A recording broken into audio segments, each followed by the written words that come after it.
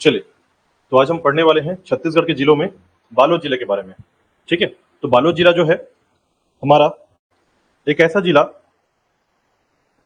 जो इंपॉर्टेंट है, याद रखिएगा, प्राचीन काल के संबंध में। यानी अगर आप इसको देखें तो मैं आपको बताना चाहूंगा कि छत्तीसगढ़ के कुछ जिले ऐसे हैं जिनका संबंध प्राचीन काल से, प्राचीन काल मतलब एंशिएंट हिस्ट्री से। कैसे? तो याद रखिएगा, जैसे हम बोलते हैं ना प्रागैतिहासिक काल, जैसे हम भारत के इतिहास को या वर्ल्ड के हिस्ट्री को जो है हम 3 भाग में बांटते हैं। ठीक है, 3 पार्ट है उसके। जैसे हमारा होता है प्री हिस्टोरिकल पीरियड, प्रागैतिहासिक काल, आदिऐतिहासिक काल और ऐतिहासिक काल। ठीक है, तो जो प्री हिस्टोरिक पीरियड है, प्रागैतिहासिक काल है, उसी के समय से जो है हम बोलते हैं कि उस समय कौन कौन से एविडेंस मिले जो हमारे छत्तीसगढ़ में देखने को मिलते हैं। तो छत्तीसगढ़ में कुछ ऐसे क्षेत्र याद रखिएगा जो प्रागैतिहासिक काल से जुड़े हुए हैं। ठीक है, प्री हिस्टोरिकल इरा से जुड़े हुए हैं, और उनमें से एक जिला है आपका बालोद। ठीक है, क्योंकि आपको बता दूं कि आपके 2 जिले ऐसे महत्वपूर्ण है, याद रखिएगा, 2 जिले सबसे ज्यादा, एक आपका रायगढ़ और दूसरा आपका बालोद, जो कि प्रागैतिहासिक काल को दर्शाता है। ठीक है, या उसके संबंध में उसकी साक्ष्य देता है या साक्ष्य की जानकारी देता है। ठीक है, अब उस स्थिति में याद रखिएगा कि जब हम लोग बालोद जिले के बारे में बात करते हैं या बालोद जिलों के अंतर्गत चीजों को पढ़ते हैं, तो इसमें कई ऐसी चीजें हैं जो यह दर्शाती है कि इस क्षेत्र में प्राचीन जो काल है या एंशिएंट जो हिस्ट्री हमारा, वो कैसे इसके अंतर्गत एविडेंस या साक्ष्य को देता है। ठीक है, जैसे चितवा डोंगरी पहाड़ है ना, चितवा डोंगरी जो गुफा है या चितवा डोंगरी जो क्षेत्र है आपका, वो प्रागैतिहासिक काल से जुड़ा हुआ है। ठीक है, और साथ ही साथ इसके कई ऐसे क्षेत्र हैं, याद रखिएगा, जो प्री हिस्टोरिकल इरा से जो है जुड़े हुए हैं और उसका एविडेंस देते हैं। ठीक है, अब उसी आधार पर याद रखिएगा कि हम इसी आधार पर जो है इसको पढ़ने वाले हैं। खासकर तो मेरा एक सलाह रहेगा आपको कि आप किसी जिले को उनके इंपॉर्टेंस के आधार पर उसको याद रखने का प्रयास करें। ठीक है, जैसे अगर हम लोग रायगढ़ पढ़ रहे हैं तो रायगढ़ में पढ़ने के लिए 2 चीजें बहुत इंपॉर्टेंट है, जैसे कि मैंने पढ़ाया है आपको। ठीक है, उसी प्रकार आपको बालोद को किस प्रकार से देख के चलना है, प्रागैतिहासिक काल से जुड़ा हुआ। ठीक है, मतलब आपको चितवा डोंगरी, ठीक है, करही भदर, करका भाटा, ये नाम नहीं भूलना है, चिरचारी। ठीक है, तो इन नाम को अगर आपने भूल लिया, यानी इन नाम को आपने छोड़ दिया, इन क्षेत्रों को छोड़ दिया, तो फिर आप प्रागैतिहासिक काल या प्री हिस्टोरिक इरा के क्षेत्र से बाहर निकल जाएंगे। ठीक है, इसलिए ध्यान रखिएगा, कई बार क्वेश्चन पूछा गया है कि ड्रैगन के रॉक आर्ट कहाँ मिला है, शैल चित्र। ठीक है, ड्रैगन का शैल चित्र कहां से प्राप्त हुआ है, तो याद रखिएगा चितवा डोंगरी से मिला है। ठीक है, तो ये कुछ नई जानकारियां याद रखिएगा जो कि आपको बालोद के संबंध में याद रखना है। ठीक है, चलिए देखिएगा, तो बालोद जिला जो है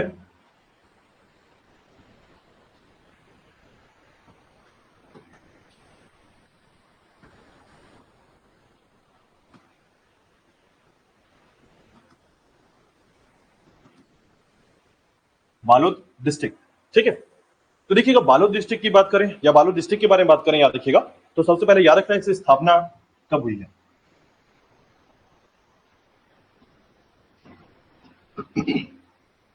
तो बालोद को याद रखेंगे आप कि बालोद जिला जो है ये बना है 2012 में।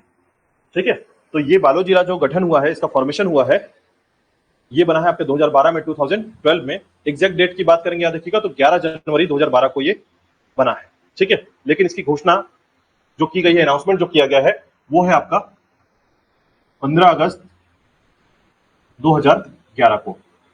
ठीक है, किसने अनाउंसमेंट किया था,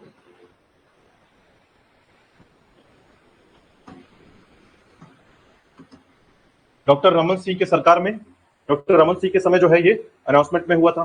ठीक है, अब इसके संबंध में याद रखिएगा, इसका मातृ जिला या मदर डिस्ट्रिक्ट कौन सा है, मातृ जिला या मदर डिस्ट्रिक्ट जो है इसका किस जिले से बना है, दुर्ग से बना हुआ है। ठीक है, तो दुर्ग जिले से बना हुआ आपका यह जिला है, तो ये थोड़ा सा इंपॉर्टेंट है, याद रखिएगा। ठीक है, तो इस जिले के अंतर्गत आपको चीजों को याद रखना है, बेसिक सी बातें। ठीक है, जिसमें स्थापना मातृ जिला के बारे में। ठीक है,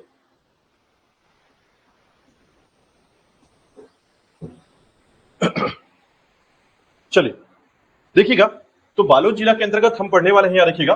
पहले तो मैं जनरली, जैसा हमारा एक सिनॉप्सिस होता है जिसमें हम पढ़ते हैं बालोद जिला के या किसी भी जिले के बारे में, तो हमारा सबसे पहला जो टॉपिक होता है वो होता है हिस्टोरिकल बैकग्राउंड।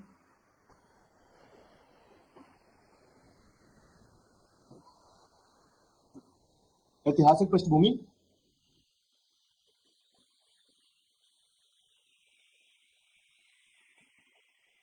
प्रशासनिक स्थिति। ठीक है, यानी इस समय जो है इनका जो एडमिनिस्ट्रेशन है उसका स्टेटस क्या है, किस प्रकार से तहसील है, तहसीलों की संख्या कितनी है। ठीक है, उसी प्रकार जो है यहाँ का जो संरचना है भौगोलिक, ठीक है, ज्योग्राफिकल स्ट्रक्चर कैसा है।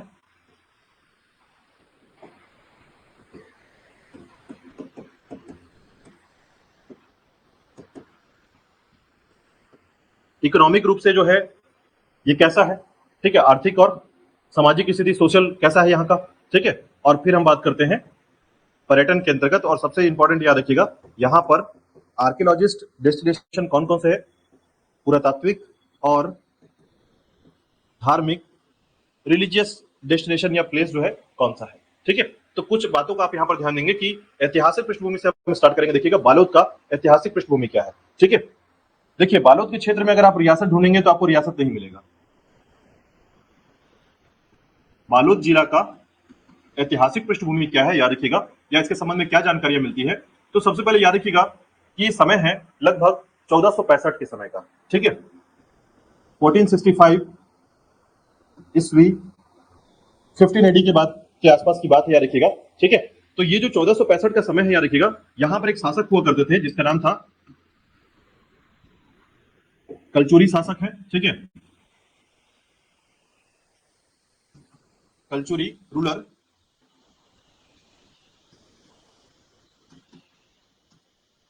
मानसिंह देव, ठीक है, मानसिंह देव ये कलचुरी शासक हुआ करते थे जो कि बालोद क्षेत्र में शासन कर रहे थे, ठीक है।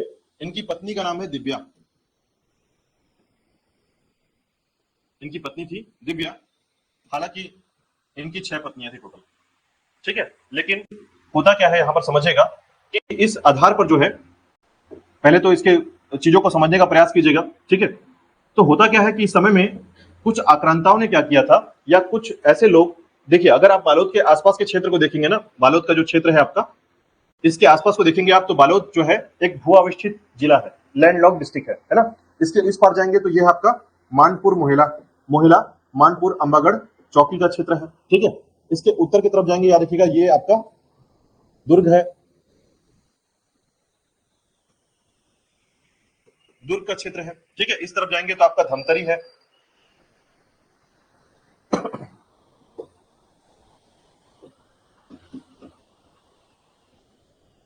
ठीक है। और ये आपका कांकेर का क्षेत्र है ना। तो ऐसे करके अगर आप देखेंगे तो लगभग ये जो है आपके 5 क्षेत्रों से घिरा हुआ है, ठीक है। अब उस आधार पर जो है ये पूरा का पूरा जो जगह घिरा हुआ है, सभी जगह पर अलग अलग राजाओं की तरह रूल होता था, ठीक है। अलग अलग टाइम पर अलग अलग राजा यहाँ रूल करते थे, ठीक है। ऐसे में ये कहा जाता है कि इनके ऊपर जो है ना बाहरी आक्रांताओं ने आक्रमण कर दिया। आक्रांता का मतलब ऐसे लोग जो राजपाट छीनना चाहते हो, ठीक है। तो बाहरी जो लोग थे उन्होंने आक्रमण कर दिया, और आक्रमण करके जो है इनके 5 पत्नियों को मार डाला, ठीक है। और मानसिंह देव को भी मार डाला, यहाँ पर समाप्त हो गए, मानसिंह देव खत्म हो गए, ठीक है। तो ऐसा कहा जाता है कि यहाँ पर मानसिंह की मृत्यु हो जाती है और उसकी पत्नी की भी मृत्यु हो जाती है, ठीक है। ये प्रारंभिक समय याद रखिएगा जब कलचुरी का शासन यहाँ पर था, ठीक है। एक इंपॉर्टेंट बात ध्यान रखिएगा, ये बात चल रही है कब 1465 के समय की, 1465 की, ठीक है। आपको एक नाम मैं आपको बताता हूँ कि बालोद जिले में जब कल्याण साय का समय था, ठीक है, यानी कि रतनपुर में कौन शासक था, कल्याण साय, ठीक है। तो कल्याण साय का जब शासन चल रहा था तो इस शासन के दौरान जो है इसने 18 गढ़ों में छत्तीसगढ़ को बांटा था। छत्तीसगढ़ का मध्य क्षेत्र जो है 18 गढ़ में बटा था, ठीक है। तो बालोद में मुझे बताइए कि बालोद में कौन सा गढ़ था, बालोद का जो क्षेत्र था वो किस गढ़ के अंतर्गत आता था, बताइए। मैंने पढ़ाया है आपको, बालोद का जो क्षेत्र है छत्तीसगढ़ के दक्षिणी क्षेत्र यानी कि शिवनाथ नदी के दक्षिण में विस्तृत है, ठीक है। और जो साउथ है यानी कि शिवनाथ नदी के साउथ में है, तो वो गढ़ कौन सा है जो बालोद के अंतर्गत आता था,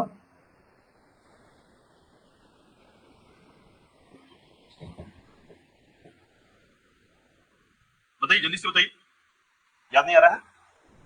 देखिए अगर इन चीजों को अगर आप छोड़ के चल रहे हैं या याद नहीं हो रहा है तो इसका मतलब है कि आप उनको हल्के में ले रहे हैं। 18 गढ़ों के नाम ना आपको रट के रखना पड़ेगा, और कभी भी ये आपका फैसला कर सकते हैं, या देखिए कभी भी, ठीक है। अभी आने वाले मैंने 2 सालों में देखा है, जो पिछले 2 साल गुजरे हैं उन 2 सालों में देखा है मैंने, पीएससी से लेकर व्यापम में लगातार 18 गढ़ों से एक एक क्वेश्चन पूछा गया है, ठीक है। तो ये कोई चीज रटने वाली नहीं है, एक बार सेट करके याद कर लिया आपने, इसको छोड़ दिया, आपसे जब भी पूछा जा रहा है आपको याद आ रहा है। मतलब अगर आपसे पूछा जाए कि धमतरी में क्या, तो टेंगनागढ़, ठीक है। बालोद में क्या, अकलवाड़ा, तो ये नाम हमेशा पता होना चाहिए। मतलब ये बात, चूंकि देखिए आप ना नौकरी की तैयारी कर रहे हैं, और इस बात को समझ के चलिए कि आप अपने काम को सही ढंग से अगर जब भी नहीं करेंगे, देखिए अगर मैं बोलूं कि मैं घर बनाता हूं, मैं मजदूर हूं, मैं घर बनाता हूं, या मैं आर्किटेक्चर हूं, और मैं अपना काम अच्छे से ना करूं, मुझे याद ही नहीं आ रहा है कि मुझे कैसे इसको बनाना है, तो मैं फेलियर हूं, मैंने अपनी चीजों को अच्छे से याद नहीं किया है।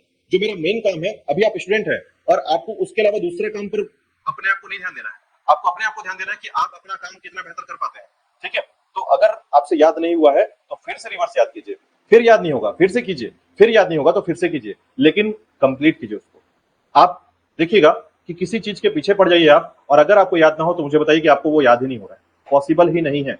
ठीक है, इसलिए ध्यान रखिए कि जब आपको कोई चीज पढ़ाया जा रहा है तो वो इंपॉर्टेंट है और आप उसको जो है उसी बेस पर याद रखिए, वरना एग्जाम आ जाएगा, आप बैठेंगे एग्जाम में और आपसे एग्जाम में नहीं बनेगा, और नहीं बनेगा तो उसका कारण होगा कि आपने उस पर जो आपको मेहनत करनी चाहिए थी। ठीक है, क्योंकि मेरा काम है यहाँ पर आपको बता देना। ठीक है, अगर मैं इसको याद कराने पे लगूंगा तो थोड़ा समय लगेगा, लेकिन ये भी है कि याद हो जाएगा। बस शर्त ये होगा कि फिर आपकी क्लासेस जो है, जो आपको 5 महीने में क्लास हो रही है वो 8 महीने में होगी। ठीक है, इसलिए बेहतर हो कि आप सभी ग्रेजुएट है, इस बात को समझते हैं कि क्या चीज याद करना है और क्या चीज याद नहीं करना है। तो अगर आप इस बात को समझ पा रहे हैं कि मैं उस पर 2-3 बार फोर्स कर चुका हूं कि इसको याद करके कम से कम कंप्लीट कर लीजिए। ठीक है, तो आपको याद रखना पड़ेगा। ठीक है, ध्यान रखिएगा। तो बालोद क्षेत्र का क्या है आपका? अकलवाड़ा। ठीक है, बालोद क्षेत्र में जो आपका गढ़ आता है वो है आपका अकलवाड़ा, याद रखिएगा। कल्याण सैन ने बनाया था, याद रखिएगा, इसको अलग से याद रखिएगा। ठीक है, तो इस इतिहास में आपको ये जानकारी मिलती है। अब होता क्या, देखिए, मान सिंह की मृत्यु हो जाती है, उसकी पत्नी की मृत्यु हो जाती है, और एक पत्नी जो है ना, जो बच जाती है, ठीक है, उसका निवास यहाँ रहता है बालोद के क्षेत्र में। लेकिन इसी बीच में क्या होता है, याद रखिएगा। ठीक है, इसी बीच में याद रखिएगा होता क्या है, जो मंडला क्षेत्र है, एमपी का जो मंडला क्षेत्र है, यहीं पर एक शासिका थी, रानी थी। ठीक है, जिसका नाम था दुर्गावती। आपने नाम सुना होगा, एमपी में दुर्गावती का नाम बहुत फेमस है। ठीक है, वहां की शासिका, एमपी की शासिका थी, याद रखिए, दुर्गावती। ये जो है वीर गति को प्राप्त करती है, यानी इनका वॉर में जो है, युद्ध में इनकी मृत्यु हो जाती है। जैसे बाहरी आक्रांता जब युद्ध कर रहे थे उस समय इनकी मृत्यु भी हो जाती है, दुर्गावती की। ठीक है, तो इनके जो वंशज हैं, इनके जो पुत्र हैं, इनके जो वंशज हैं, जिनका नाम था त्रिभुवन शाह। त्रिभुवन शाह, ठीक है, इनके वंशज त्रिभुवन शाह जो है एमपी के क्षेत्र से पलायन करके, भाग करके जो है कहां जाते हैं, बालोद क्षेत्र में। और तब से जो है बालोद का इतिहास वापस कंटिन्यू होना चालू होता है, याद रखिएगा। ठीक है, तो ये देखिए, कोई रियासत के तौर पर इसको नहीं समझ पाते आप, इसको समझना है आपको कि इतिहास में इस समय क्या घटना घटी थी। ठीक है, तो बालोद कहां से आया, कैसे आया, इसके बारे में याद रखिएगा कि बालोद के संबंध में जानकारी मिलती है कि बालोद के पहले शासक हुआ करते थे कलचुरी शासक मानसी देव। ठीक है, इनकी पत्नी हुआ करती थी दिव्या। आक्रांताओं के द्वारा जो है, आक्रांता इनवाशन जिसे कहा जाता है, याद रखिएगा। ठीक है, आक्रमण हुआ यहाँ पर। ठीक है, तो मानसिंह और उनकी पत्नी की मृत्यु हो जाती है, लेकिन इसी समय जो है मंडला क्षेत्र में भी क्या होता है, एक युद्ध होता है, वॉर होता है, उसमें दुर्गावती की मृत्यु हो जाती है, याद रखिएगा। ठीक है, तो उसके वंशज जो है पलायन करके आते हैं और छत्तीसगढ़ में आते हैं, और जब छत्तीसगढ़ में आते हैं वो, तो कहां पर, बालोद क्षेत्र में रहने लगते हैं, याद रखिएगा। और तब जाकर जो है बालोद के क्षेत्र का जो महल है उसको फिर से बनाते हैं और यहाँ पर इनका वर्चस्व आता है। ठीक है, तो याद रखिएगा, त्रिभुवन शाह का नाम याद रखिएगा। त्रिभुवन शाह ने जो है बालोद क्षेत्र को आगे बढ़ाया था। ठीक है, तो जैसे हर एक शासक के बारे में जानकारी मिलती है, वैसे त्रिभुवन शाह का नाम याद रखिएगा। त्रिभुवन शाह ने जो है बालोद को आगे कंटिन्यू रखा था, याद रखिएगा, शासन के तौर पर। ठीक है,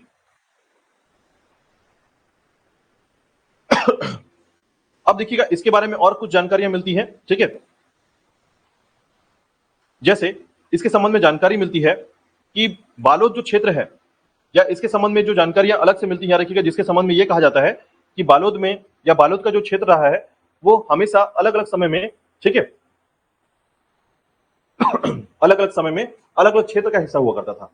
ठीक है, जैसे इस समय हम बात करें 1465 की बात की, 1500-1600 के समय की बात हो रही है। ठीक है, लेकिन यह क्षेत्र जो है कलचुरियों के अधीन ही था, यह बात ध्यान रखिएगा। ठीक है, लेकिन जब मराठा का शासन आता है, ठीक है, इसके बाद 1741 के बाद मराठा का शासन होता है यहाँ पर। ठीक है, तो मराठाओं का शासन के बाद आपको याद रखना है कि यह क्षेत्र जो है, मराठा शासन के समय बालोद धमतरी तहसील का पार्ट हो गया था। ठीक है, बालोद को जोड़ दिया गया था किसके साथ, धमतरी तहसील के साथ। ठीक है, और बाद में याद रखिएगा, अंग्रेजी शासन काल में ये रायपुर का हिस्सा बना, रायपुर का पार्ट बना। ठीक है, बालोद क्षेत्र आपका रायपुर का पार्ट बन गया। ठीक है, और साथ ही साथ याद रखिएगा कि इसी क्रम पर जो है बालोद क्षेत्र जो है, जब दुर्ग बनाया गया, दुर्ग कब बना है, 1906 में बना है। ठीक है, तो 1906 में जब ये बना, तो ये जो है दुर्ग का तहसील हुआ करता था, तो दुर्ग में बेमेतरा,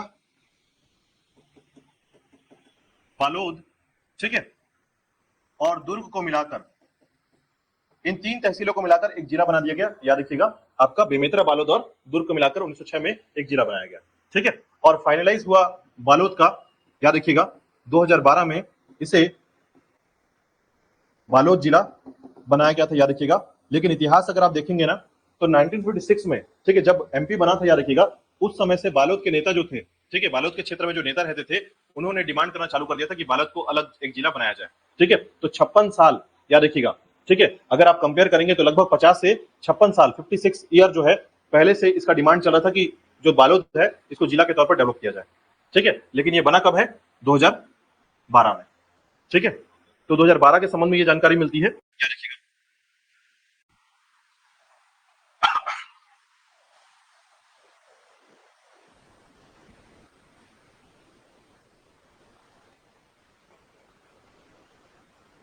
ठीक है। अब देखिए, जब मराठाओं का समय चल रहा था ना, मराठाओं के समय के बाद जो है ब्रिटिश काल आया था, ठीक है। तो एक कुछ नाम याद रखिएगा जो इसके संबंध में आते हैं कि बालोद तहसील में यहाँ पर 4 जमींदार हुआ करते थे, ठीक है। कौन कौन से क्षेत्र के? तो याद रखिएगा, एक होता था आपका बालोद क्षेत्र से, यानी ये जुड़े हुए थे अंग्रेजी शासन काल में, रायपुर से जब जुड़ा हुआ था, तो रायपुर के क्षेत्र में 4 क्षेत्र आते थे। एक था आपका पाना बरस के जमींदार, ये तो आपने सुना हुआ है। दूसरा है कौची के जमींदार, ठीक है। तीसरा है अंतागढ़ के जमींदार, ठीक है। पाना बरस, कौची, अंतागढ़ और आंधी के जमींदार, आंधी, ठीक है। और इन जमींदारों को कहां से रेगुलेट करते थे? तो रायपुर के क्षेत्र में तो शासन चल रहा था, लेकिन ध्यान रखिएगा, ये चांदा से जुड़े हुए थे। चांदा, चांदा कहां पर है? महाराष्ट्र में, याद रखिएगा, महाराष्ट्र के क्षेत्र से ये जुड़े हुए हिस्से हुए करते थे, याद रखिएगा। पानाबरस, कौची, ठीक है, कार्ची भी कहते हैं, अंतागढ़ कहते हैं, आंधी कहते हैं, ठीक है। ये सभी क्षेत्र जो है जमींदारी क्षेत्र है, ध्यान रखिएगा। इस समय के जमींदार हुआ करते थे, ठीक है। पानाबरस, कौची, अंतागढ़ और औंधी के नाम से जाने जाते हैं, ठीक है। चलिए, इसके बाद देखिएगा, तो हम पहुंचते हैं, याद रखिएगा, 1951 की स्थिति में, है ना। 1951 में ध्यान रखिएगा कि अंग्रेज जो है ना, जब अंग्रेज जा रहे थे यहां से, तो बालोद को नहीं बोल पाते थे वो, मतलब उसका उच्चारण नहीं कर पाते थे, ठीक है। तो उन्होंने नाम दिया था संजारी, याद रखिएगा। इसलिए आज भी आप जिसको पढ़ते हैं ना, संजारी बालोद के नाम से पढ़ते हैं। आज आपका जो जिला है वो केवल बालोद नहीं है, उसे क्या बोलते हैं? संजारी बालोद, ठीक है। तो संजारी बालोद जो है ये पूरी तरीके से डेवलप हुआ था अंग्रेजों के समय में, यानी अंग्रेजी काल में जो है, या अंग्रेजों के टाइम पर जो है ये डेवलप हुआ, और उसके बाद जो है 2012 में इसको अपना एक नाम मिला, याद रखिएगा, बालोद के नाम से। तो आज भी अगर आप बालोद जाएंगे तो बालोद के क्षेत्र में आप उसका नाम पढ़ते हैं, याद रखिएगा, तो संजारी बालोद के नाम से मिलता है ये जगह, ठीक है। स्थानीय लोग भले ही इसको आप अलग दृष्टिकोण से देखते हैं, बट ध्यान रखिएगा, इसका पूरा जो कॉन्सेप्ट है वो संजारी बालोद के नाम से ही फेमस हुआ है।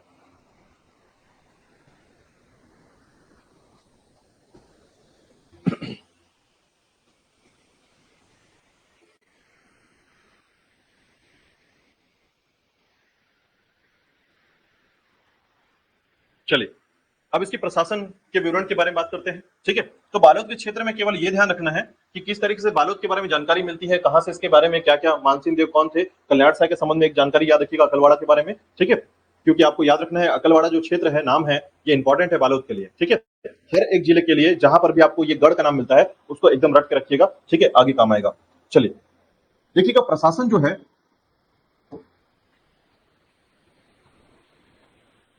प्रशासन यहाँ का कैसा है, इसके संबंध में क्या क्या जानकारी मिलती है, ठीक है, इसकी डेमोग्राफी क्या है। तो देखिएगा, डेमोग्राफी की जब भी बात करेंगे या डेमोग्राफी के अंतर्गत बात करते हैं, तो इस जो क्षेत्र है, ठीक है, इस जिले का गठन हुआ, इस क्षेत्र में जो है लगभग उस समय की बात है 2011 के संबंध में जब जानकारी मिलती है, तो यहाँ का पॉपुलेशन जो हुआ करता था वो था आपका लगभग 8 से 9 लाख के आसपास, ठीक है। यहाँ की जनसंख्या जो है 8 से 9 लाख के संबंध में बताई जाती है। इसके संबंध में देखिएगा, यहाँ का लिंगानुपात, ठीक है, शहरीकरण और साक्षरता की बात करेंगे, याद रखिएगा, तो इसका जो रेशियो था वो काफी अच्छा था। जैसे अगर लिटरेसी रेट की बात करें,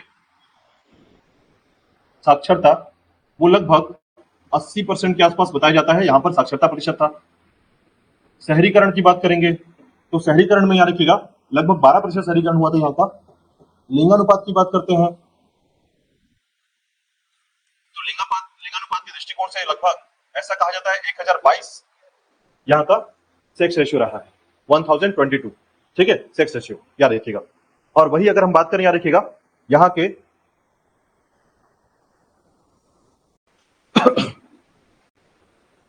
यहाँ के बारे में याद रखिएगा। तो जैसे अगर हम बात करें यहाँ के जिला कोड के बारे में, ठीक है, तो यहाँ का जिला कोड क्या होना चाहिए, जिला कोड CG24, याद रखिएगा। और अगर आप इसको देखेंगे CG24 जो है ये 27वें क्रम का हमारा जिला बना है, याद रखिएगा, ठीक है, 27वें क्रम का जिला रहा है ये, याद रखिएगा।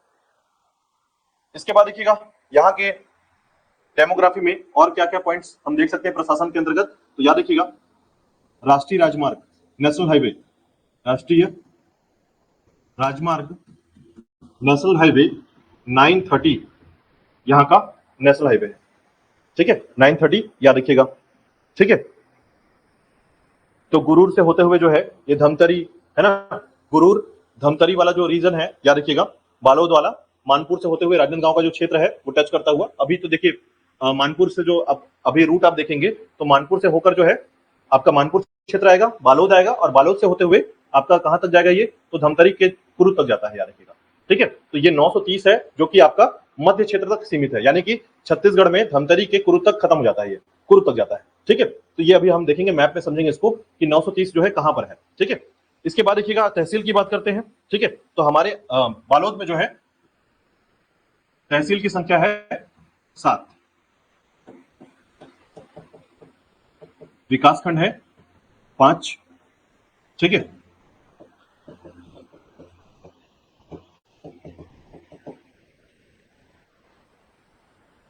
तो हमारे यहां जो है विधानसभा क्षेत्र, यानी जो आपका विधानसभा क्षेत्र है वो 3 है, ध्यान रखिएगा, ठीक है। जो कॉन्स्टिट्यूएंसी है वो 3 होते हैं, और ध्यान रखिएगा आपका बालोद, गुंडरदेही, ठीक है, बालोद, गुंडरदेही, और एक आपका डोंडी लोहारा क्षेत्र आता है, डोंडी लोहारा, ठीक है। ये 3 आपके क्षेत्र हैं जिसमें डोंडी लोहारा को याद रखिएगा, ये आपका एसटी रिजर्व क्षेत्र है, ठीक है।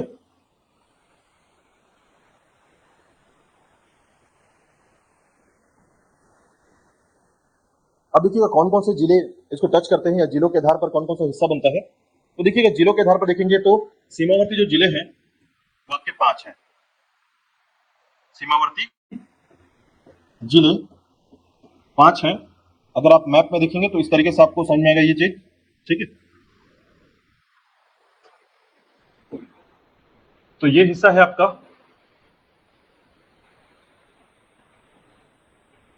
बालोद का, और बालोद के इस तरफ जाएंगे तो ये है आपका मोहेला, मानपुर, अंबागढ़, चौकी का हिस्सा, ये हिस्सा है आपका कांकेर, और ये जो हिस्सा है देखिएगा तो इस तरफ जाएंगे तो ये धमतरी है, और ये है आपका दुर्ग,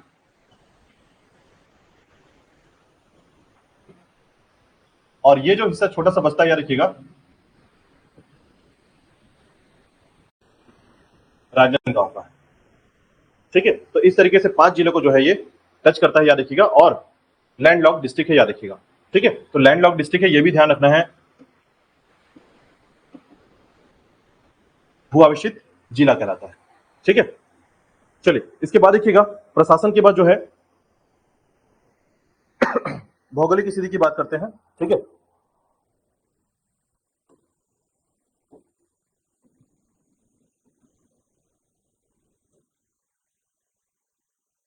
तो भौगोलिक स्थिति में आप कह सकते हैं जियोग्राफिकल स्टेटस क्या है इसका, ठीक है। तो देखिएगा जियोग्राफिकल स्टेटस में जो है इसकी जो भौतिक संरचना है, फिजिकल स्ट्रक्चर जो है, ये पार्ट है किसका, महानदी बेसिन का, ठीक है, महानदी बेसिन का पार्ट है ये।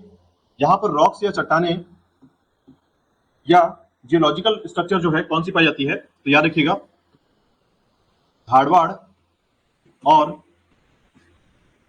कडप्पा रॉक्स, ठीक है, धारवाड़ पाया जाता है और कडप्पा रॉक्स पाए जाते हैं, ठीक है। मिनरल्स की बात करेंगे, याद रखिएगा खनिज तो यहां पर मुख्य रूप से लौह अयस्क पाया जाता है, जिसमें आप एक नाम याद रख लीजिएगा, दल्ली राजहरा के बारे में। दल्ली राजहरा जो है, इसके बारे में याद रखिएगा कि 2014 से पहले यहां से जो है रॉ मटेरियल या आयरन और जो है, लौह अयस्क या आयरन और जो है, ये आपका भिलाई स्टील प्लांट जो है सप्लाई होता था, याद रखिएगा। ठीक है, 2014 से पहले। ठीक है, ये बात ध्यान रखिएगा कि भिलाई स्टील प्लांट को रॉ मटेरियल कहां सप्लाई होता था? दल्ली राजहरा से। ठीक है, दल्ली राजहरा के अंतर्गत याद रखिएगा लगभग 6 ऐसे माइंस देखने को मिलते हैं। ठीक है, 6 माइंस याद रखिएगा, या इससे बोलते हैं 6 डिपॉजिट। ठीक है, मिनरल डिपॉजिट, इसके निक्षेप कहलाते हैं। अब इसके अंतर्गत देखिएगा 2014 के बाद अब ये जाता है कहां से? रावघाट, कांकेर से सप्लाई होता है भिलाई स्टील प्लांट को। लोहे कहां से मिलते हैं? कांकेर से अभी। ठीक है, तो ये दोनों बातें ध्यान रखिएगा, पहले दल्ली राजहरा से मिलता था, अभी मिलता है किससे? ठीक है, चलिए इसके बाद देखिएगा इन क्षेत्रों में कौन सी मिट्टी पाई जाती है? तो याद रखिएगा रेड येलो सॉइल जो है पाया जाता है। फसल मुख्य रूप से यहां पर जो है आपका गन्ना, शुगर केन और धान, पैडी। ठीक है, मुख्य रूप से होता है यहां पर गन्ना और धान होता है। इसके अलावा देखिएगा इन क्षेत्रों में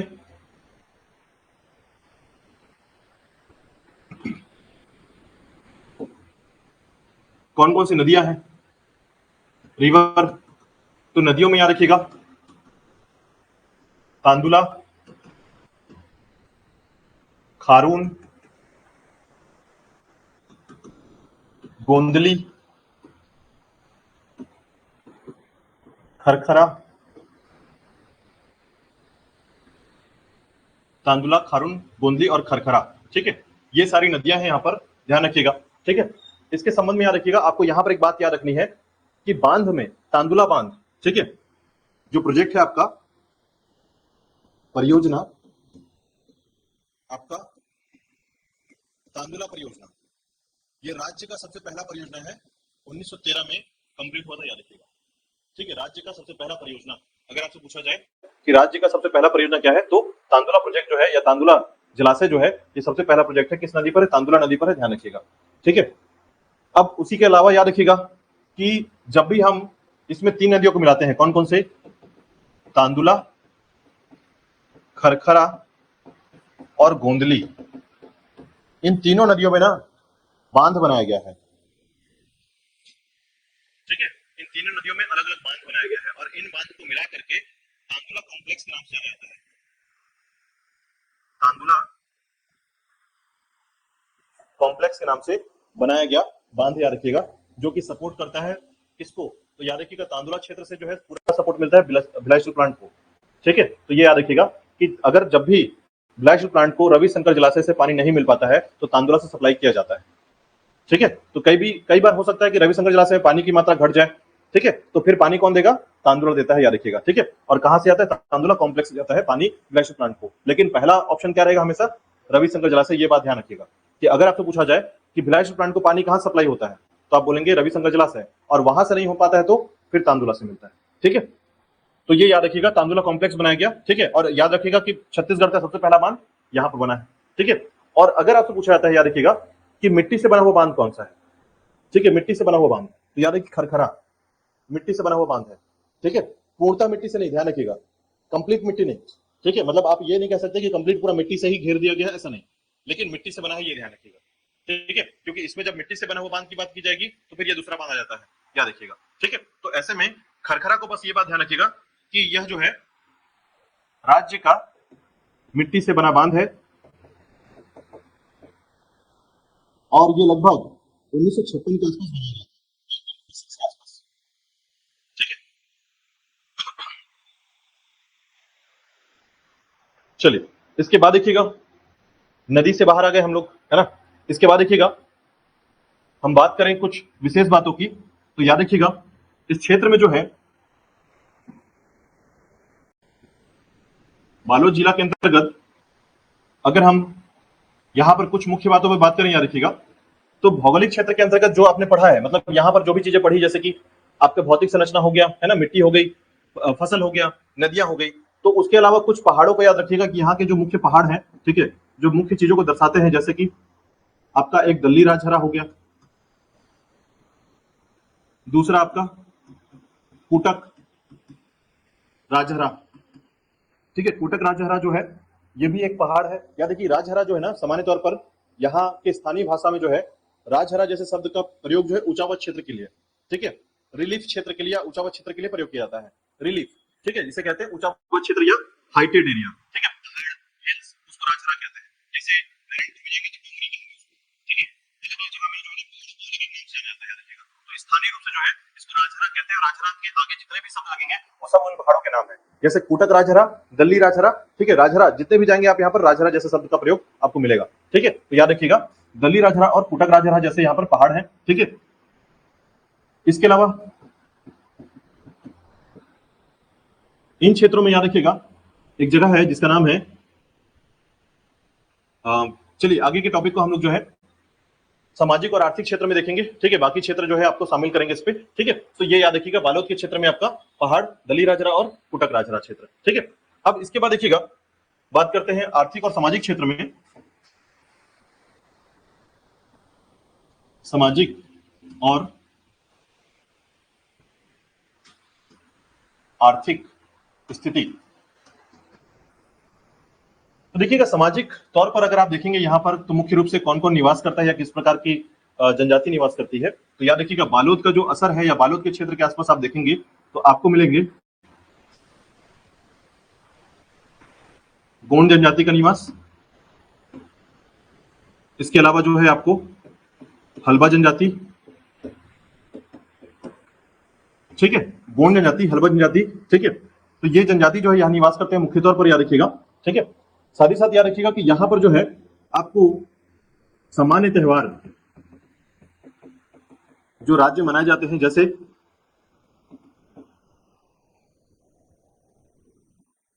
छेरा, ठीक है, सवनाही, उसी प्रकार जो है आपका अभी आप देखेंगे कि अभी हमारे यहाँ जो है कुछ ऐसे पर्व आने वाले हैं, है ना। याद रखिएगा छत्तीसगढ़ में जैसे आपने पोला का नाम सुना है ना, पोला कहते हैं, याद रखिएगा। उसी प्रकार जो है आपका हरेली, इस प्रकार के त्योहार जो है सामान्य तौर पर मनाए जाते हैं इन क्षेत्रों में, ठीक है। आर्थिक स्थिति की बात करें याद रखिएगा तो आपको एक बात सबसे इंपॉर्टेंट याद रखना है, इसको याद रखना है करका भाटा को, ठीक है। करका भाटा में राज्य का एक शक्कर कारखाना है जिसे कहते हैं मां दंतेश्वरी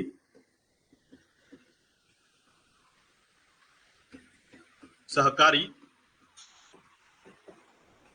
शक्कर कारखाना, ठीक है। तो मां दंतेश्वरी कोऑपरेटिव शुगर मिल जो है यहाँ पर स्थापित किया गया है, याद रखिएगा करका भाटा क्षेत्र में। ये एक शक्कर कारखाना है, ठीक है। तो अगर आपको बता दूं तो हमारे यहाँ जो है ना 5 ही शक्कर कारखाने हैं, ठीक है, जिसमें से एक प्रस्तावित है चंदनू बेमेतरा में, ठीक है। लेकिन बाकी जो 4 हैं वो उसमें से एक याद रखिएगा आपके कहां पर है, बालोद क्षेत्र में, करका भाटा क्षेत्र में आता है, ठीक है। तो ये थोड़ा सा याद रखिएगा आर्थिक क्षेत्र के परिदृश्य में जो है यहाँ पर आपको एक शक्कर कारखाना मिलता है, ठीक है।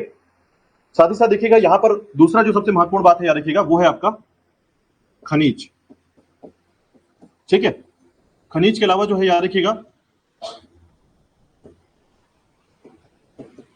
फसल या एग्रीकल्चर में जो है कृषि यहाँ का आर्थिक मुख्य आधार है, याद रखिएगा, ठीक है। तो आर्थिक मुख्य आधार क्या है, फैक्ट्रियां, खनिज और कृषि, एग्रीकल्चर, याद रखिएगा ये इसका मुख्य आर्थिक आधार है, ये सामान्य तौर पर, ठीक है। चलिए इसके बाद देखिएगा बात करते हैं मैप के बारे में। तो इसके मैप को देखिएगा,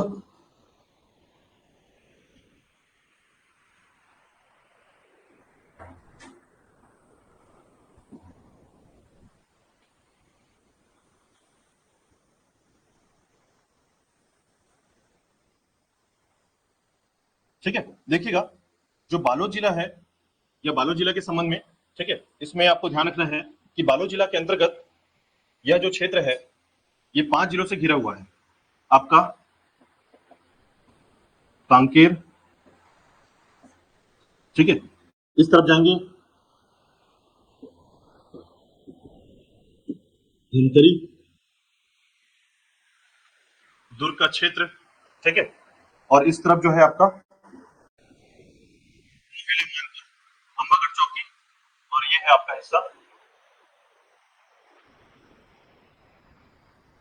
राजनांदगांव का। इस तरीके से 5 जिलों से घिरा हुआ आपका यह जिला है, याद रखिएगा। ठीक है, अब इसके मुख्यालय को देखिएगा। इसका मुख्यालय जो है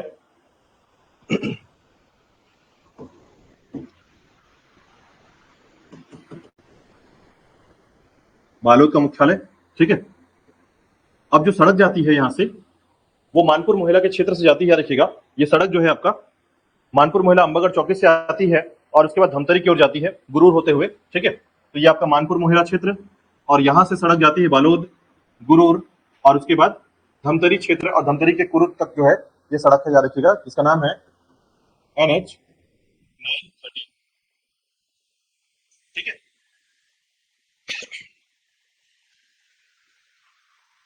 अब देखिएगा इसी के क्षेत्र में जो है आपको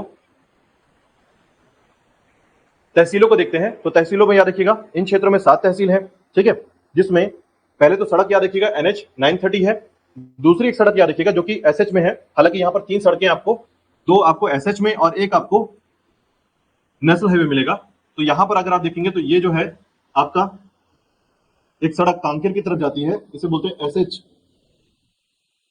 5, जो आपने अभी राजनांदगांव के लिए पढ़ा था। SH 5 इस तरीके से बालोद की तरफ आएगा और जो है कांकेर की तरफ जाता है। ठीक है, और वही याद रखिएगा SH 7 जो है आपका दुर्ग के पास से। ठीक है, ये जो क्षेत्र है आपका SH 7 वो इस तरफ आता है इस तरीके से। ठीक है, तो यहाँ पर 2 SH और एक नेशनल हाईवे है इस क्षेत्र में। अब देखिएगा कौन कौन से क्षेत्र है मुख्य रूप से। तो याद रखिएगा इन क्षेत्रों में इस SH में जो है यहां पर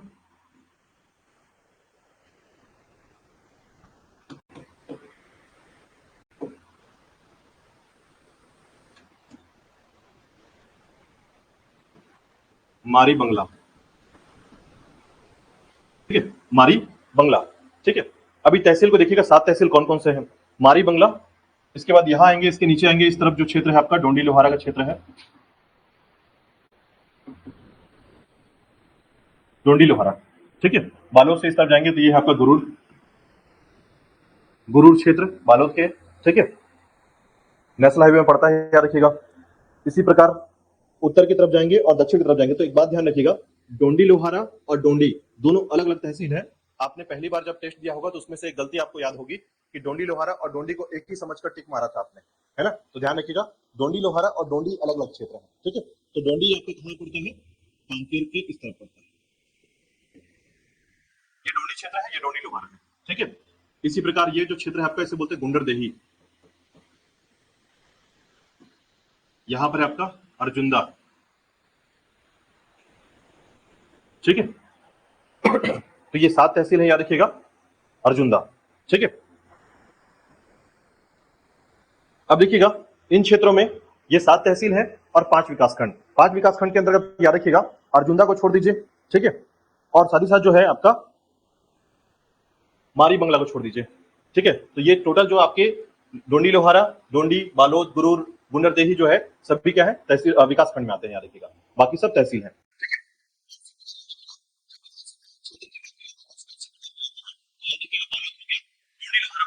ठीक है, और एक आपका गुंडरदेही हो गया। ये सब भी आपके विधानसभा क्षेत्र में शामिल होते हैं। ठीक है, अब देखिएगा पर्यटन में आपको क्या क्या बात ध्यान रखना है इन क्षेत्रों में। तो सबसे पहले हम पर्यटन की बात करें तो कुछ पर्यटनों का नाम याद रखिएगा, जैसे चितवा डोंगरी। ठीक है, और फिर दूसरा याद रखिएगा, बांधों के नाम आपको ठीक से याद रखने हैं। यहां पर इस क्षेत्र में तांदुला। ठीक है, दूसरा हम देखेंगे बांधों के बारे में। उसके बाद देखिएगा गंगा मैया मंदिर, चोरेल धाम, चोरेल धाम। ठीक है, उसी प्रकार जो है बहादुर कंकालीन मंदिर। ठीक है, बहादुर कंकालीन मंदिर, कपिलेश्वर मंदिर,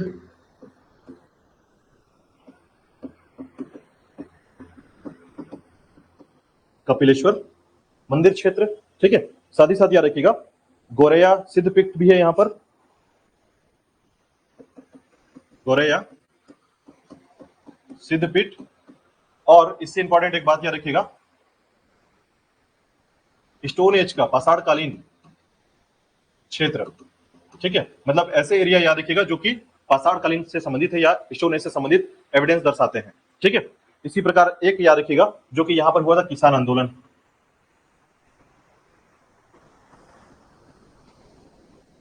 तो किसान रिवोल्यूशन हुआ था यहाँ पर 1937 के आसपास, वो आपको बताऊंगा मैं इसके अंतर्गत कौन सा हुआ था डोंडी लोहारा क्षेत्र में। ठीक है, चलिए सबसे पहले बात करते देखिएगा, आपने यहाँ पर एक मंदिर का नाम सुना होगा, कुकुर देउर मंदिर। ठीक है, कुकुर देउर मंदिर। ठीक है, तो ये कुकुर देउर मंदिर जो है ना आपके बालोद क्षेत्र में झलमला गांव में है। ठीक है, ये झलमला गांव में जो है ना, इसका नाम सुना आपने, तो कुकुर देउर मंदिर बेसिकली जो है ना, नाम से आपको लग रहा है कुकुर देउर मंदिर यानी कुत्ते के नाम पर, ऐसा अंदर में शिव मंदिर है याद रखिएगा, यानी अंदर गर्भगृह में जो है शिव जी स्थापित है ना। लेकिन संबंधित क्यों है ऐसा, कुकुर देउर मंदिर क्यों है, क्योंकि जिसने इसको बनवाया है अपने कुत्ते की स्मारक के तौर पर से बनाया था। ठीक है, तो पशु प्रेमी कुछ ज्यादा रहा है ये, उसके नाम पर जो है पूरा मंदिर बना। ठीक है, तो इस मंदिर का नाम ही रख दिया गया कुकुर देउर मंदिर। चलिए तो बात करते हैं चितवा डोंगरी के बारे में। देखिएगा तो आपका ये डोंडी लोहारा जो विकास खंड है, ठीक है, इसी क्षेत्र पर आता है आपका एक गुफा,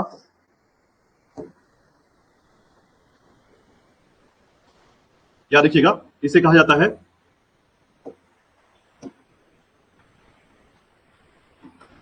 चितवा डोंगरी। ठीक है, चितवा डोंगरी याद रखिएगा। चितवा डोंगरी बेसिकली जो है ना, ये प्रागैतिहासिक काल या प्री हिस्टोरिकल इरा से जुड़ा हुआ है।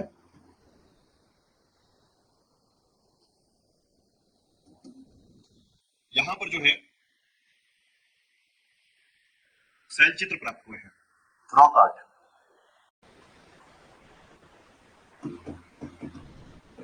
शैल चित्र किसके, ड्रैगन के। ठीक है, मतलब यहाँ पर जो शैल चित्र या रॉक आर्ट मिला है याद रखिएगा, वो ड्रैगन के मिले हैं और कई ऐसे चित्र मिले हुए हैं। ठीक है, तो शैल चित्र के रूप में जो है आपको ये मिलेंगे, ड्रैगन की आकृति मिली हुई है। ठीक है, तो याद रखिएगा चितवा डोंगरी जो है ये डोंडी लोहारा विकासखंड के अंतर्गत, गांव का नाम, इस जगह का नाम है याद रखिएगा सहगांव। ठीक है, जगह जो पड़ता है सहगांव का नाम है इसका, सहगांव क्षेत्र।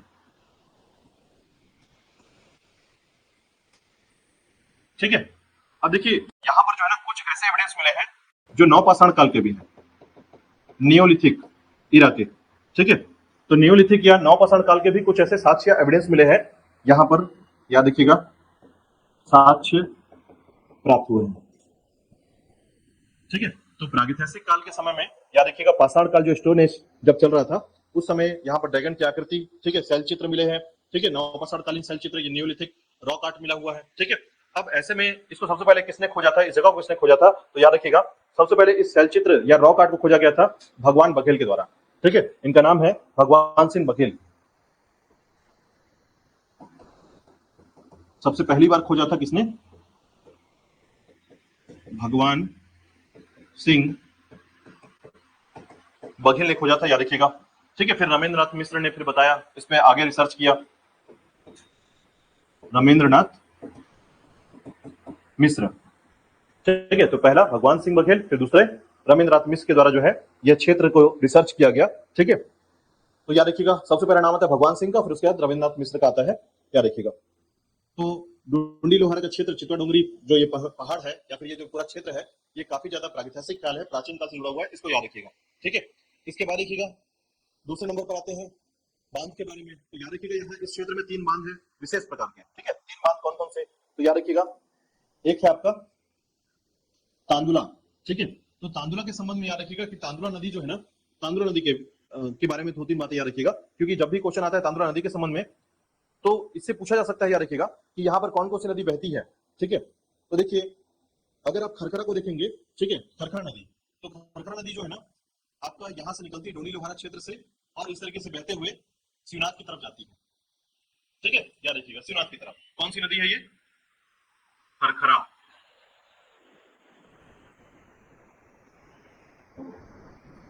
इसका उद्गम डोंडी लोहारा क्षेत्र से होता है, याद रखिएगा। ठीक है, दूसरा अगर आप देखेंगे तांदुला नदी का, ठीक है, तो कांकेर के भानु प्रतापपुर से निकलती है तांदुला नदी, ये आपका कांकेर हो गया, भानु प्रतापपुर से आती है और ये इस तरीके से बहते हुए, ये भी किसकी सहायक नदी है, शिवनाथ की। ठीक है, शिवनाथ की सहायक नदी है तांदुला नदी, कहां से निकलती है, भानु प्रतापपुर से। इसी प्रकार याद रखिएगा इस क्षेत्र में एक नदी और है, गोंदली नदी, है ना। तो गोंदली नदी, इसके अलावा जो है आपका खारून नदी, ठीक है। तो याद रखिएगा खारून नदी का क्षेत्र है पेटचुआ की पहाड़ी, ठीक है। खारून नदी जो है ये पेटचुआ की पहाड़ी से निकलती है और बहती है, खारून नदी भी, ठीक है। तो यहाँ नदियां काफी अच्छी खासी हैं, याद रखिएगा। और इसी आधार पर जो है यहाँ पर बांध बनाया गया है, ठीक है। तो यहीं पर याद रखिएगा गोंदली या जुआरी नदी, ठीक है, एक और नदी है, याद रखिएगा, ठीक है, जिसे कहते हैं जुआरी नदी।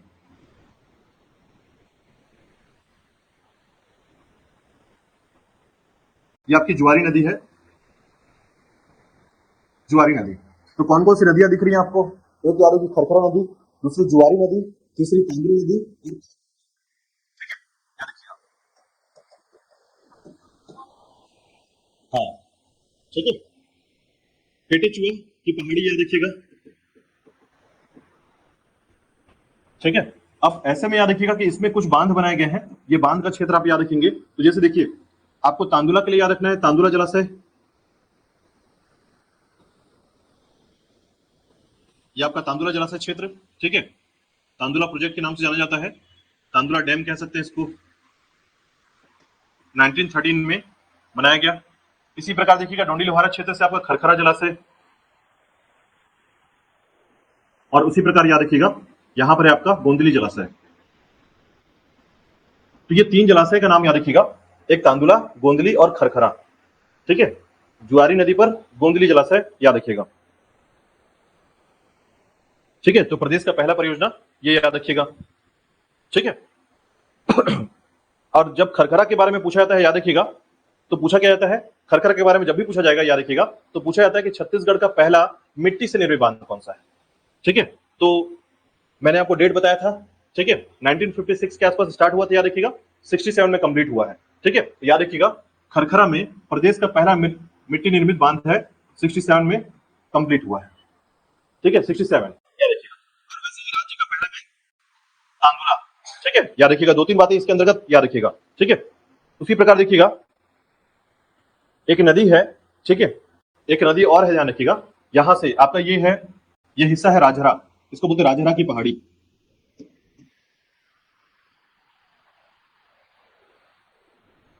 इसका नाम ही है राजहरा, ठीक है। तो राजहरा की पहाड़ी से निकलकर याद रखिएगा ये जो क्षेत्र है आपका राजहरा की पहाड़ी, यहां से एक नदी निकलती है और यहां से निकलकर नीचे चली जाती है, और ये नदी है आपकी पोटरी नदी, ठीक है। तो इस क्षेत्र से निकलकर जाती है, याद रखिएगा राजहरा की पहाड़ी जो है। अब ये जो बाउंड्री है ना एक्चुअली मानपुर के क्षेत्र में आती है, ठीक है। तो जो चूंकि पूरा का पूरा स्थिति ऐसा है कि पहाड़ जो है मानपुर क्षेत्र में पूरी तरीके से विस्तृत है, ठीक है, राजहरा वाला क्षेत्र, और इसके क्षेत्र में भी आता है। तो यहां से ये माना जाता है कि आपका जो नदी है कोटरी नदी वो दक्षिण की तरफ जाती है, और लगभग आपको पता होगा इंद्रावती की सबसे बड़ी सहायक नदी कौन सी नदी है, कोटरी नदी है, ठीक है। इसका और भी नाम क्या है, तो परलकोट के नाम से जाना जाता है, ठीक है, परलकोट, याद रखिएगा इसी नदी को कहते हैं। लेकिन अभी आप इसको डिटेल में नहीं पढ़ेंगे, आप जब आगे कांकेर पढ़ेंगे या अदर कोई जिला पढ़ेंगे तो उसके बारे में हम समझेंगे इसके बारे में, ठीक है। चलिए इसके बाद देखिएगा बात करते हैं हम लोग, ठीक है। बांध आपने देख लिया, तांदुला बांध, गंगा मैया मंदिर। बस एक बात ध्यान रखिएगा कि बालोद के क्षेत्र में एक गांव है झलमला,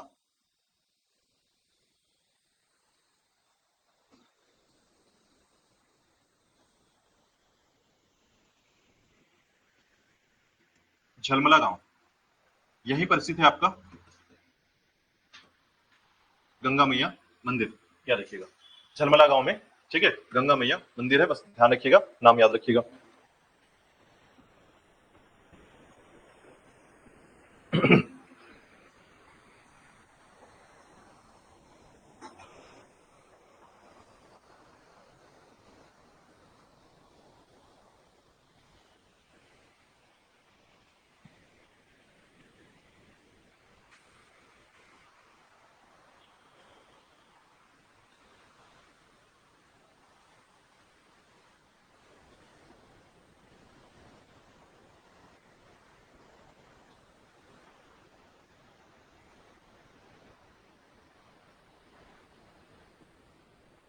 ठीक है, चलिए अब देखिएगा एक बात ध्यान रखिएगा चोरेल धाम के बारे में और बहादुर कंकालीन मंदिर के बारे में थोड़ा सा याद रखिएगा, ठीक है। तो जो चोरेल धाम है याद रखिएगा एक क्षेत्र है जिसे कहा जाता है चोरेल धाम, ठीक है। अब यही जो चोरेल गांव है ना, एक्चुअल में इसको देखेंगे आप तो ये जो गोरैया सिद्धपीठ है, ठीक है, उसी के अंतर्गत आता है आपका। तो बालोद के क्षेत्र में आप ऐसा कह सकते हैं, ये जो है चोरेल क्षेत्र आता है, चोरेल क्षेत्र, ठीक है। तो वहीं पर है आपका गोरैया सिद्धपीठ, याद रखिएगा, ठीक है। तो ये याद रखिएगा कि चोरेल धाम जो है या चोरेल ग्राम के नाम से जाना जाने वाला यह क्षेत्र गोरैया सिद्धपीठ के लिए जाना जाता है, ठीक है, गोरैया सिद्धपीठ, याद रखिएगा। अब इसके अंदर देखिएगा बहादुर कंकाली मंदिर के बारे में थोड़ा सा ध्यान रखिएगा। बहादुर कंकाली मंदिर जो है, ठीक है, ये स्थित है आपके चिरचारी क्षेत्र में, ठीक है, यहीं पर है आपका चिरचारी। देखिए तीन नाम यहाँ पर ध्यान, दो नाम याद रखिएगा, एक आपका चिरचारी और एक सोरर, ये सभी ना प्राचीन क्षेत्र के नाम है, याद रखिएगा, चिरचारी और सोरर, याद रखिएगा। चिरचारी जो क्षेत्र है यहीं पर है आपका बहादुर कंकालीन मंदिर, ठीक है। अब ये चिरचारी जो क्षेत्र है, याद रखिएगा, इसके संबंध में एक कहानी है जो आपको याद रखना है बहादुर कंकालीन मंदिर के संबंध में, ठीक है। एक महिला हुआ करती थी, ठीक है, जिनका नाम था कंकालीन, ठीक है, जिनका नाम ही था कंकालीन, ठीक है। इनको स्थानीय रूप से कहा जाता था ऐसा। अब कलचुरी शासक एक बार क्या करते हैं, यहाँ शिकार करने आते हैं और उस महिला से मिलते हैं, मंत्रमुग्ध होते हैं, ठीक है।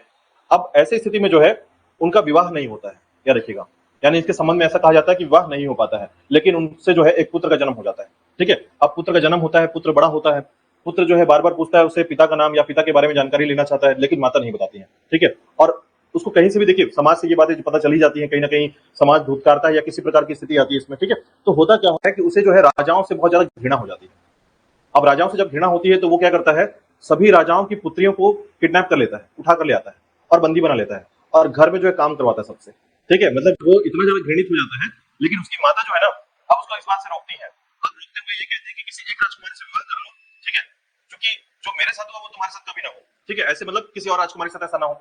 ऐसी स्थिति में उसने बोला विवाह करने के लिए, लेकिन वो जो है नहीं मानता है, और नहीं मानता है तो फिर माता जो है माता होती है, ठीक है, जब उसे बुरा नजर आता है कि कभी पुत्र बुरा कर रहा है तो वो उसके विरोध में भी जा सकती है, और ऐसे में क्या करती है कि उसको जो है मार देती है, अपने पुत्र को मार देती है, ठीक है, और खुद जो है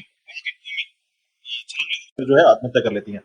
अब इस संबंध में जो है जब कहा जाता है तो इनका नाम रखा गया था बहादुर कंकालीन, ठीक है, माता मंदिर वहां पर बनाया गया और उसके संबंध में उनको माची कहा जाता है, ठीक है। इस जगह में उनको माची नाम से बहुत फेमस है ये, ठीक है, याद रखिएगा। इस घटना के संबंध में ये पूरा मंदिर बना हुआ है, ठीक है, बहादुर कंकालीन मंदिर, याद रखिएगा। और ऐसी युवतियां सरकार के द्वारा जो है ना सम्मान का पात्र बनती हैं, जो इस प्रकार के बहादुरी का काम करती हैं, जो समाज से लड़ने का काम करती है, समाज के विरोध में जाने वाले व्यक्तियों का विरोध करती हैं, ठीक है। तो उसके नाम पर जो है बहादुर कंकालीन मंदिर जो है स्थापित किया गया है, याद रखिएगा, ठीक है। चलिए, तो ये प्राचीन स्मारक है, ठीक है, कहां पर है, चिरचारी में है, ध्यान रखिएगा, चिरचारी गांव में है, ठीक है। तो राज्य सरकार के द्वारा जो है ना वीरता के क्षेत्र में पुरस्कार दिया जाता है, ध्यान रखिएगा, राज्य सरकार के द्वारा वीरता के क्षेत्र में पुरस्कार दिया जाता है, बहादुर कंकालीन पुरस्कार, ठीक है। इसके बाद देखिएगा कपिलेश्वर मंदिर को याद रखिएगा। कपिलेश्वर मंदिर जो है आपके बालोद के क्षेत्र में 13वीं से 14वीं शताब्दी का नागवंशी शासकों का मंदिर है, ठीक है,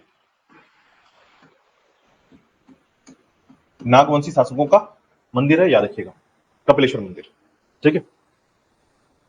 अंतिम बिंदु में याद रखिएगा पाषाणकालीन स्मारक, ठीक है। तो देखिएगा पाषाणकालीन स्मारकों में आपको कुछ नाम याद रखना है, जैसे मैंने बताया सबसे इंपॉर्टेंट याद रखिएगा महापाषाणकालीन स्मारक या फिर स्मारकों की बात की जाती है, तो याद रखिएगा ये पाषाणकालीन स्मारक क्या है समझिए। स्टोन एज में जो है ना, आपको पता होगा स्टोन एज में आदि मानव, ठीक है, जो भी मानव हुआ करते थे होमोसेपियंस लेवल के, है ना, तो उनके संबंध में कहा जाता यह है कि ये अधिकांश काम किससे करते थे, अपना काम पूरा करते थे पत्थरों से, इसलिए ये समय क्या कहलाया, पाषाण काल कहलाया, स्टोन एज कहलाया। तो जब ग्रेवयार्ड के तौर पर देखा जाता है, यानी मृत्यु के बाद जो है शवों को दफनाने की जब बात की जाती है, ठीक है, यानी उनके कब्र की बात की जा रही है, तो कब्रों में जो है कई ऐसे पाषाण घेरे बनाए गए। अब ये पाषाण घेरे किसी भी कारण से हो सकते हैं, ठीक है। आज आपने देखा होगा कि जब किसी धर्म में जो है शवों को दफनाया जाता है, उसके ऊपर जो है पिरामिड या किसी प्रकार की आकृतियां बनाई जाती है ना, तो उसी प्रकार समझिएगा इस समय जो है कई ऐसे पाषाणिक घेरे बनाए गए। पाषाणिक घेरे मतलब पत्थरों को रखकर इस प्रकार से कब्रों में शव को दफनाया गया, ठीक है। तो 500 से अधिक ऐसे पाषाण घेरे मिले हैं। किन क्षेत्रों में, कुछ क्षेत्रों में याद रखिएगा, जिसमें सबसे इंपॉर्टेंट है याद रखिएगा करही भदर, ठीक है, करही भदर, उसी प्रकार आपका चिरचारी क्षेत्र, कुलिया, मुजगहन, ठीक है, करही भदर, चिरचारी, कुलिया, मुजगहन, और एक और याद रखिएगा करका भाटा। ये वो क्षेत्र है जहां पर ऐसे पत्थरों के घेरे मिले हैं, 500 से अधिक पाषाण घेरे, याद रखिएगा। ठीक है, फिर से दोहराता हूं, करही भदर, करका-भाटा, चिरचारी, कुलिया और मुजगहन। ठीक है, ये सभी वो क्षेत्र हैं जहां पर एक नाम और याद रखिएगा, धनोरा का भी नाम आता है इसमें, धनोरा। ठीक है, ये वो क्षेत्र हैं, याद रखिएगा, जहां पर पाषाणकालीन घेरे मिले हैं। अब अंतिम में एक किसान आंदोलन, ठीक है, याद रखिए किसान रिवोल्यूशन हुआ था इस समय। ठीक है, किसके विरुद्ध में, तो याद रखिएगा डोंडी लोहारा बालोद का जो क्षेत्र है, ये जो क्षेत्र है आपका, ठीक है, यहाँ के नेता हुआ करते थे नरसिंह प्रसाद अग्रवाल। ठीक है, तो दो भाई थे, याद रखिएगा, जनरली एग्जाम में पूछा भी गया था, एक सरयू प्रसाद अग्रवाल और एक थे नरसिंह प्रसाद अग्रवाल। इन्होंने नेतृत्व किया था, ठीक है, किसान आंदोलन को 1937 टू 39 में ये हुआ था, याद रखिएगा, किसान आंदोलन। ठीक है, तो किसान आंदोलन के संबंध में याद रखिएगा इस क्षेत्र में आपके डोंडी लोहारा में, बाकी और भी लोग शामिल हुए थे, याद रखिएगा, सहयोगी के तौर पर जो है काफी लोग थे। उसमें वली मोहम्मद का भी क्वेश्चन पूछा गया था कि सहयोगी में किसका नाम आता है, तो वली मोहम्मद सहयोगी थे। ठीक है, तो इस प्रकार से याद रखिएगा बालोद का जो क्षेत्र है अपने आप में प्राचीन चीजों को ज्यादा दर्शाता है, साक्ष्य इसके बहुत ही महत्वपूर्ण है। ठीक है, तो याद रखिएगा सरयू प्रसाद अग्रवाल, नरसिंह प्रसाद अग्रवाल और वली मोहम्मद। ठीक है, याद रखिएगा नाम। चलिए, ये था बालोद क्षेत्र। कल डिस्कस करेंगे दुर्ग के बारे में। ठीक है, तो कल का जिला रहेगा दुर्ग। ठीक है, और कल टेस्ट भी है, ध्यान रखिएगा। ठीक है, जितने भी जिले आपने पढ़े हुए हैं, ठीक है, कहां पर, आपके दुर्ग वाले तहसील, दुर्ग वाले संभाग के अंतर्गत जो भी दुर्ग के अंदर पढ़ा गया है आपने, वो सब आएगा। ठीक है, जितने जिले।